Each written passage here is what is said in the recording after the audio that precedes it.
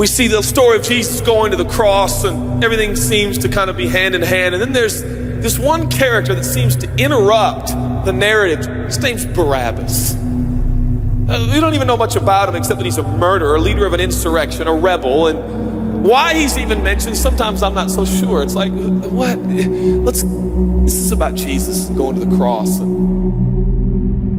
So in this moment, Pilate thinks, I hold the destinies of these two men in my hand. I know the Jews have a tradition that on a holy day, I will release one of the prisoners on death row. Pilate stands on this audacious stage, who now presents Jesus, Son of the living God, versus Barabbas, the thug and rebel. He says, all right, who do you want? This is blasphemy. This has gone too far. There's no comparison. This is a rightful prisoner, a man who should be on death row. He's a rebel against Rome. He leads a rebellion. He murders people. He's a bad man. He's a thug and he's a crook. He deserves the chains and he deserves the crucifixion. Jesus, what has he done but heal, restore, deliver, set free, open blind eyes, open deaf ears, heal the lame and the leper? What has Jesus done? Who do you want? We want Barabbas. Yeah, give us Barabbas.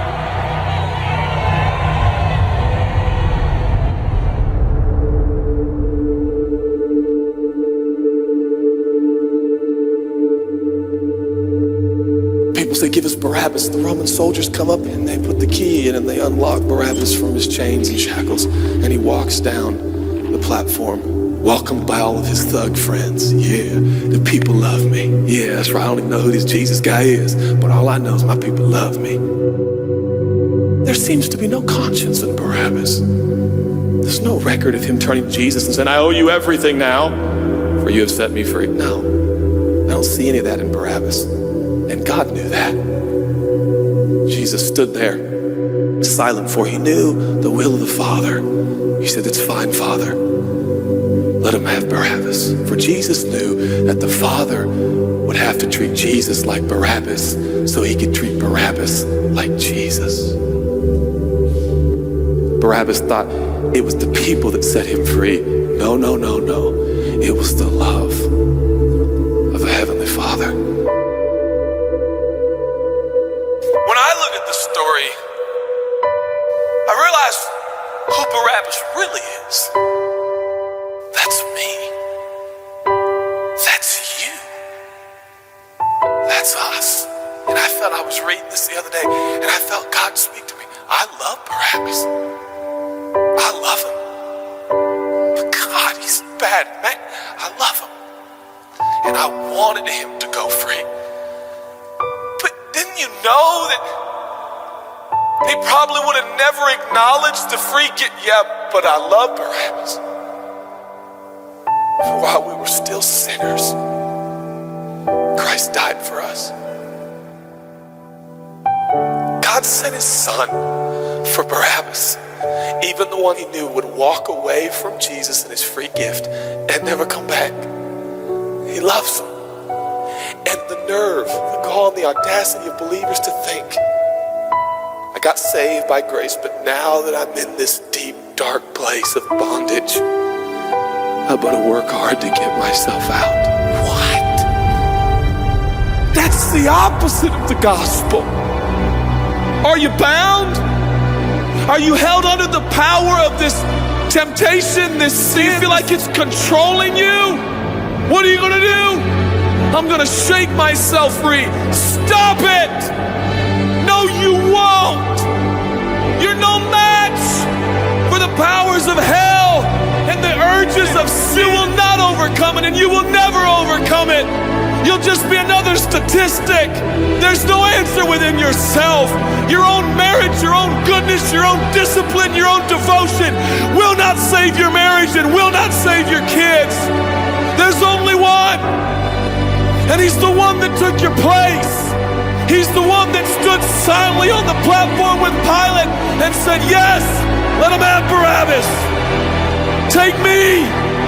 How many times have I stood on that platform with Pilate and Jesus, and I'm the Barabbas, and they start to take my chains off, and I say, no, I deserve this.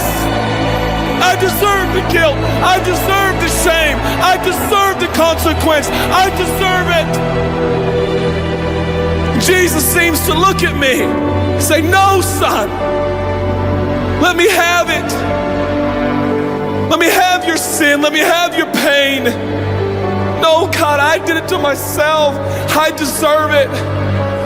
My marriage won't make it. This is what I deserve. I deserve divorce. I deserve poverty. I deserve sickness. I deserve it all. No!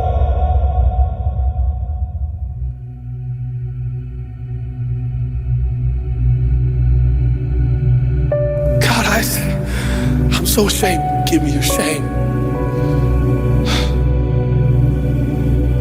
But God, what if I do it again? I'll still be here. Oh, God, I don't want to hurt you. I love you. I don't want to do this anymore. Give me your sins, son.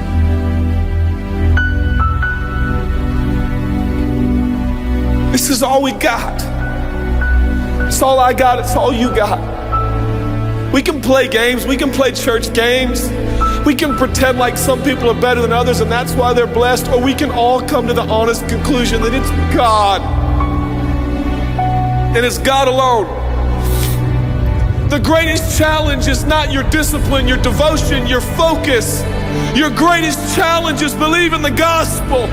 Could it be that there's a God with a love so scandalous, so wide, so deep, so vast, so high, so expansive, so welcoming, so inclusive? Let me have your sin, son. Okay. And I give him my sin. And I stand in this empty space of forgiveness and acceptance while Jesus walks off to the cross that I deserve. I see him walking to the post to be whipped.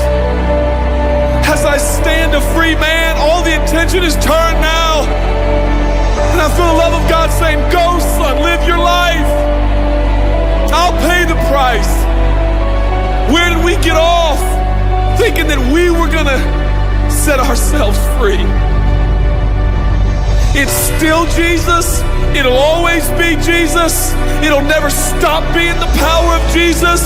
If his blood is sufficient for your salvation, his blood is sufficient to sustain you through every challenge and every sin and every temptation. Jesus is enough.